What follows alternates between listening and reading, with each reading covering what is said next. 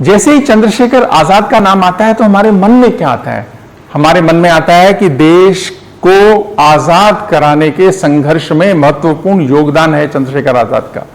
और क्या याद आता है? सैक्रिफाइस का। और क्या याद आता है कि एक जो युवा शक्ति है वो देश के लिए कैसे काम करती है, उसका ध्यान शेखर के साथ आता है।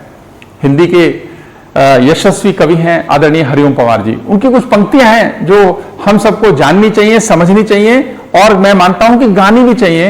वो पंक्तियों को कोट करना चाहूंगा कि शेखर महायज्ञ का नायक, गौरव भारत भूखा है, जिसका भारत की जनता से रिश्ता आज लहू का है, जिसके जीवन के दर्शन ने हिम्मत को परिभाषा दी, जिसके पिस्टल की गोली से इंकलाब की भाषा दी, जिसकी यशगाथा भारत के घर घर में नभ चुंबी है, जिसकी बेहद अल्प आयु भी कई युगों से लंबी है। जब तक भारत की नदियों में कल कल बहता पानी है, क्रांति ज्वाल के इतिहासों में शेखर अमर कहानी है। आजादी के कारण जो गोरों से बहुत लड़ी है, वो शेखर की पिस्तौल किसी तीरथ से बहुत बड़ी है। वो स्वर्ण जयंती वाला जो ये मंदिर खड़ा हुआ होगा, शेखर इसकी बुनियादों में नीचे गड़ा हुआ होगा। तो भारत के आजाद भारत की बुनियाद में चंद्रशेखर आजाद की कुर्बानी, चंद्रशेखर आजाद का जीवन है जो हम सबको सदैव प्रेरणा देगा।